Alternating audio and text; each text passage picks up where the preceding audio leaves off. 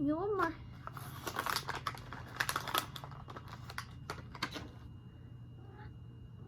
What? You want it? Ew, stinky cat breath. Good boy. Bye. Alright, so The Mysterious Affair at Styles is a book I read. This is Agatha Christie's debut novel. It's pretty simple. The mystery itself seems pretty simple, but like most of her books, except one that I read, I wasn't quite able to guess. Like, certain things felt weird, and you know, the mystery was revealed at the end to be so-and-so, and I was like, oh, and she's just so good. I just want to talk about her and talk about what I learned through The Mysterious Affair at Styles. One quote that happened about a certain character, I didn't realize how much they were like foretelling, or she was, about stuff. She and the detective, who by the way is just a silly guy, and he leads you astray, but at the same time you have all the facts. He's great. And he says the same thing. He says, instinct is a marvelous thing. It can neither be explained nor ignored. And that is kind of the key to the whole thing. He references the instinct of a character. And I don't want to spoil it for you if you're even watching this video. I just want to talk about it. He talks about the instinct of a person and how you can learn a lot about them through what their instincts are. And I think that tells a lot about a character. So one of the things I learned from this book was that a person's instinct, it doesn't mean it's right. It doesn't usually tell you much about what they're feeling. It usually tells you more about who they are as a person. One thing I wrote down to remember that I learned from this book is that when writing a character's mask, by pushing who they want you to think they are, you can do that to add to their layer. When you want to present who you are, that's part of who you are, is who you want people to think that you are. But when you're a murderer, obviously you're going to present, unless you want people to know that you like to kill people, or that you want to, or have an agenda, usually you present someone who is unassuming, who is not a threat. And I think that is applicable to more than just a mystery. So this is a general thing I learned for me for writing, to notice in books, that it's, an author can do this. I think a lot of authors write they'll say, oh, I'm fine, but deep down inside they were struggling, that kind of thing. But it's more than just that, because I don't think we always realize what we're putting forth. And the difference between the characters in this book is that some of them are putting forth a vibe or a thing that you think is because of one intention, but it's actually because of another. And then there are some characters who are putting forth a vibe that seems so authentic, and maybe they're not authentic, maybe they're lying, maybe they're trying to mislead you. And that's important to know with you, with my characters, is are they lying to themselves because, hold on, okay, we're back. Are they lying to themselves because they want to be seen a certain way, or do they even notice that they're lying to themselves? Do they see that and think, oh, I've got to fix this, I've got to check that out, you know? But the smartest of people will seem the most passionate about a certain thing, I think. They'll seem so genuine in one area, which can be creepy if they are murderer. Anyway, I hope that doesn't reveal too much. I'm just throwing up thoughts.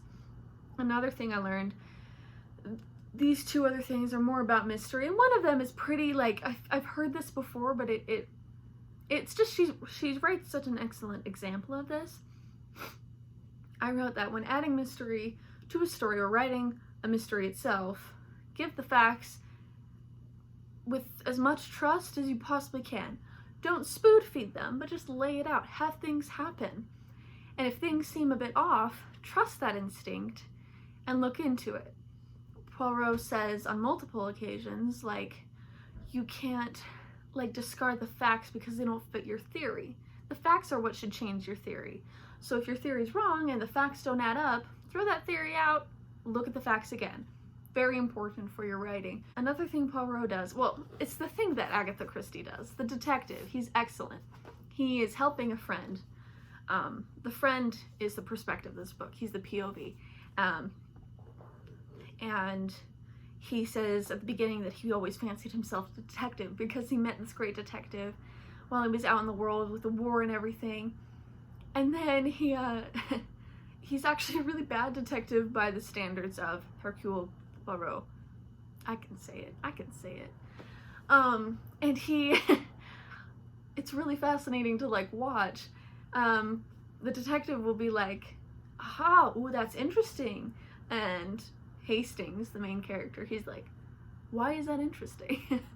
Why does this matter? Why does this matter? I don't think that matters. He keeps wondering why anything matters, why it's a big deal, or he thinks something matters. He's like, oh, that must mean that there was something in the cocoa. And Poirot's like, ah, you idiot. Like, of course, yeah, you know. And he's very kind about it, but he's like presenting the point that you're kind of naive. You just gotta look at things as they are.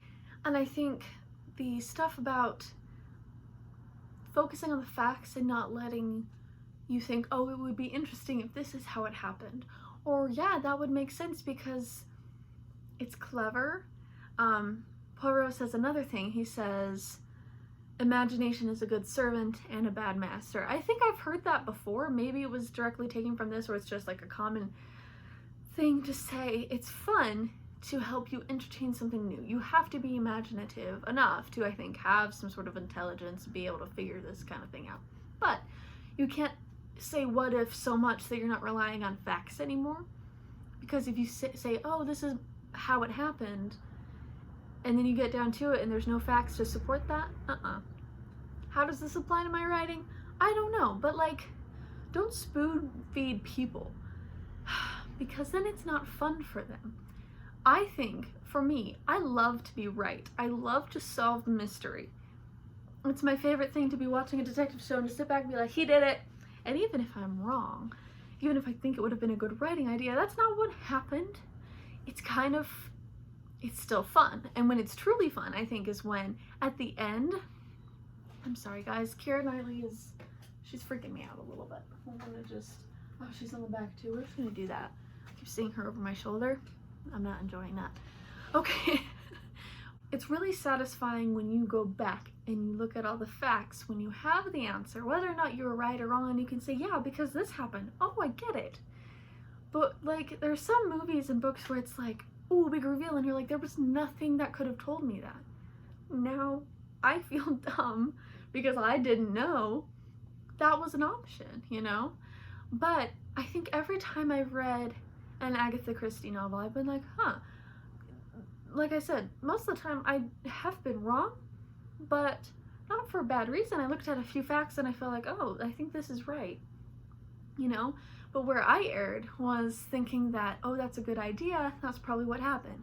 What she does is, this is who the characters are, this is why they would do this, most likely to smartest, therefore most successful at murder. And with this wonderful book, she just does such a great job from her, like, number one. It's not as thrilling. Again, the location isn't the most exciting. I haven't read Death on the Nile yet. I don't know how exciting that is either. But it's the Nile compared to, like, a British country town in a rich person's house. Like, that is pretty typical for a murder mystery, I feel like. For something, it feels kind of quaint, despite the fact that the characters are so interesting.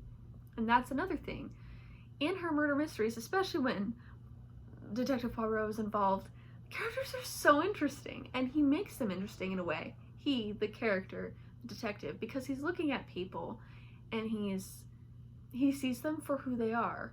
Again, he pushes past that mask. It's very interesting. And he sees the facts, and it's interesting that he is both good with people and good with the facts. His intentions in this book aren't just solve the crime. I get a high off of solving mysteries, because he does. He gets excited. He gets an idea and he's like, mon ami, and he freaks out and he gets pretty pumped, and it's wonderful. But at the same time, he's like, I made your lives better at the end. And it's like, oh, that's nice. He has a heart. In addition to that, kind of my last point, something I learned is the mystery should be fun. Again, by the end, if you can look back and say, oh, I get how that could have happened. Usually, if most people can do that by the end of the book, it's like, that book was probably worth your time. Even bad books are worth your time, in my opinion. You get to decide how you feel about that. But these books, even if I don't guess it, even if it surprises me, by the end, if the detective can be like, well, you see, they did this, so this meant this, and I figured out it had to be this because the timing, I'm like, oh, yeah, totally, you know? But if I'm wrong, I still feel excited because the whole way getting to being wrong, I was hooked, I was pulled in. So I don't know, just lay out the facts, give people a chance to not know everything that's going to happen or that's going on. And classically, I don't know, I might review or talk about, it's not really a review, I'm just talking about what I learned, other books with him, but I was happy to read the first because she established from the very beginning who she was, what kind of author she was going to be, and her writing style with mystery and with character. And she's not just clever, she knows people, and there's a cleverness to that that I don't think a lot of people take in. So yeah, that's what I learned. Those are my points, and I highly recommend this and all of her books. I haven't read all of her books, but I recommend them. And I think I'm just gonna make more videos like this. I'm just trying to talk a lot in front of the camera because I have a lot of ideas in my head and things I want to discuss. Yeah, and I think I want to learn how to write like this. I think my goal to learn from her as a writer overall is to just trust the people that are reading what I'm writing, you know? Give them everything they need to understand what's going on, but not in a dump down their, you know, like spoon feeding them, mama bird manner. You want to mama bird me the cookie? I'm not gonna do that. And I really appreciate like the lesson that you can learn from it. Plus, reading a mystery can just be exciting, you know? The world is kind of dumb right now. And it's nice to read the murder of an old lady that's fictional and that just leads to like intrigue and fun.